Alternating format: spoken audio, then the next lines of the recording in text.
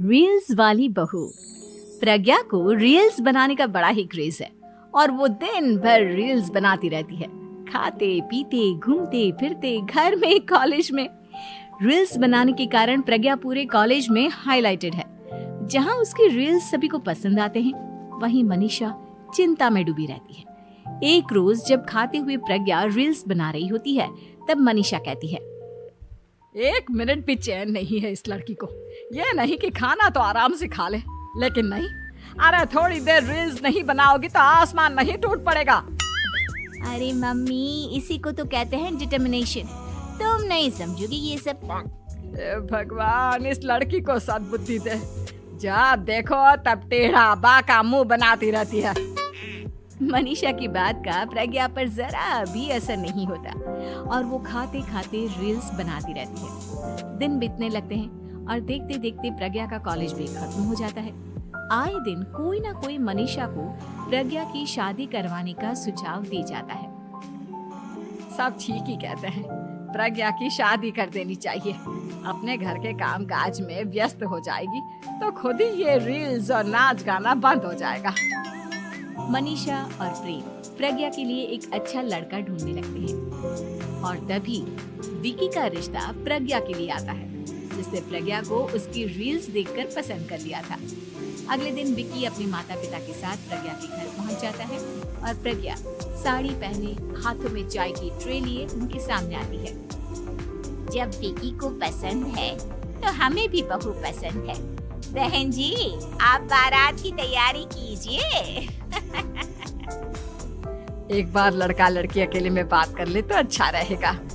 हाँ हाँ, क्यों नहीं। मनीषा विकी को प्रज्ञा के कमरे में भेजती है, जहां प्रज्ञा पहले से ही रील्स बना रही होती है। तभी विकी कहता है, आ गए आपके साजन जी। हमारे साथ ये रील्स कंप्लीट करती तो और भी अच्छा रहता।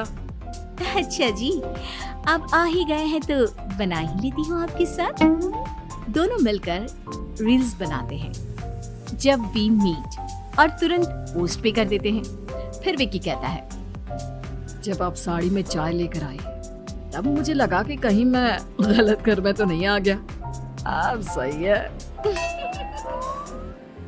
दोनों की शादी पक्की हो जाती है और शादी के दिन भी प्रज्ञा रील्स बनाने से चूकती नहीं। यहाँ तक कि बारात के समय भी नाचते हुए रील्स बनाती है। सभी लोग प्रज्ञा की तारीफ के पुल बांध देते हैं और प्रज्ञा नाचती गाती अपने ससुराल चली जाती है। सब कुछ अच्छा चल रहा होता है। प्रज्ञा यहाँ भी दिन भर हर चीज की रील्स बनाती रहती है। लेकिन कुछ दिनों के बाद जब सुनीता कहती है, बहू, ये रील्स के साथ साथ कुछ काम भी कर लिया करो। वैसे तुझे और क्या क्या बनाना आता है? मम्मी जी, वैसे तो सब कहते हैं कि मैं सब कुछ अच्छा बनाती हूँ, लेकिन मुझे लगता है कि मैं मैगी अच्छा बना लेती हूँ। हाँ, कॉफी भी अच्छा बना लेती हूँ और मुंह तो सबसे अच्छा बना लेती हूँ। हैं? अच्छा अच्छा। सुनीता अपना माथा पकड़ लेती है और कहती है, बहू, कुछ खाना बनाना भी सीख लेती। मम्मी जी, मैं लंबी प्लानिंग कर रही हूँ।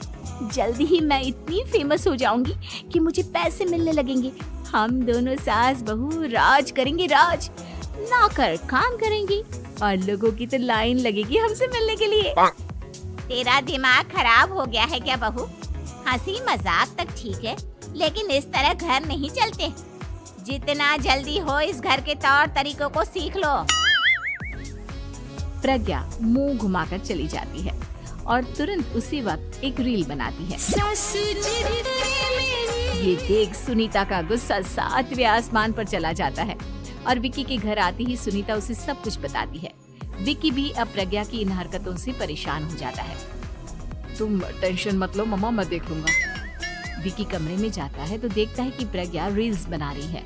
विकी बड़े ही प्यार से प्रज्ञा से कहता है, प्रज्ञा, इन सब के लिए मैं तुम्हें मना नहीं कर रहा हूँ, लेकिन फिर भी हर वक्त तो ये अच्छा नहीं लगता ना। समझने की कोशिश करो, मुझे भी तुम्हारा थोड़ा वक्त चाहिए। मैं जब ऑफिस से आता हूँ तो मुझे समय देने की जगह इसी में लगी रहती। तुम ज्यादा ही सोच रहे हो। तुम भी मेरे साथ रील्स बनाओ ना, तुम्हें भी बहुत अच्छा लगेगा। तुम्हें इज्जत से कोई बात समझ में नहीं आती क्या? दिमाग खराब हो गया है तुम्हारा इस चकाचौंध से। अगर तुमने अपना रवैया नहीं बदला तो मैं तुमसे दूर चला जाऊंगा। तुम ही रिश्ता लेकर आए थे, मुझे लड़कों की कमी नहीं थी और ना आज है। विकी दरवाजा पटक कर चला जाता है। धीरे धीरे विकी प्रज्ञा से दूर होता जाता है। एक रोज मनीषा प्रज्ञा के ससुराल उससे मिलने जाती है। तब सुनीता उससे कहती है, बहन जी, अब आई हैं तो कुछ दिन यहाँ रहकर जाइएगा, आप ही का घर है। हाँ मम्मी, बहुत दिन हो गए तुम्हारे साथ एक भी रील नहीं बनाई मैंने। प्रज्ञा तुरंत अपने फोन में रील्स ऑन कर लेती है। ये सब मुझसे नहीं होता।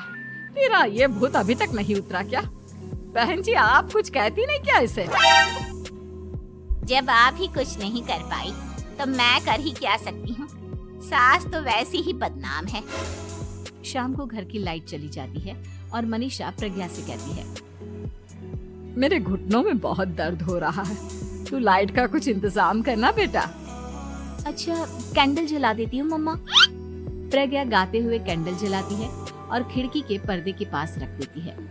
मनीषा, जिसे बहुत दर्द हो रहा है, वो सो जाती है और प्रज्ञा हमेशा की तरह अपने रील्स में लग जाती है। उधर कैंडल की वजह से पर्दा आग पकड़ लेता है और मनीषा के कमरे में आग लग जाती है। बचाओ, कोई है, बचाओ। सभी भागते हैं और विकी कमरे की आग बुझाने में लग जाता है, लेकिन तब तक मनीषा आधी जल चुकी थी। मनीषा की हालत देख प्रज्ञा रोने लगती है। विकी मनीषा को तुरंत हॉस्पिटल ले जाता है और उसे एडमिट कराता है। विकी प्रज्ञा से कहता है, देख लिया ना, तुम्हारे इस नाच गाने की वजह से आज तुम्हारी माँ की जान जाते जाते रह गई। अब पता नहीं तुम और क्या चाहती हो। उधर डॉक्टर कहते हैं, इनकी हालत बहुत नाजुक है, आधे से ज्यादा जल चुकी है। प्रज्ञा रोती हुई मंदिर में जाती है और भगवान के आगे जाकर कहती है, भगवान, मेरी माँ को ठीक कर दो। मैं कसम खाती हूँ हाथ से ये रील्स बनाना छोड़ दूंगी, बस मुझे मेरी माँ वापस मिल जाए। 2 दिन बीत जाते हैं और मनीषा खतरे से बाहर आ जाती है। पेशेंट अब ठीक है, आप लोग उनसे मिल सकते हो। सब कोई मनीषा से मिलता है और प्रज्ञा सबके सामने अपना फोन तोड़ देती है।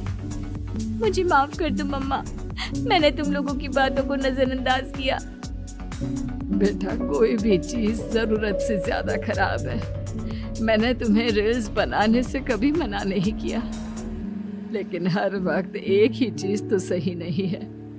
मैं समझ गई हूँ मम्मा, आई एम सॉरी। प्रज्ञा उस दिन से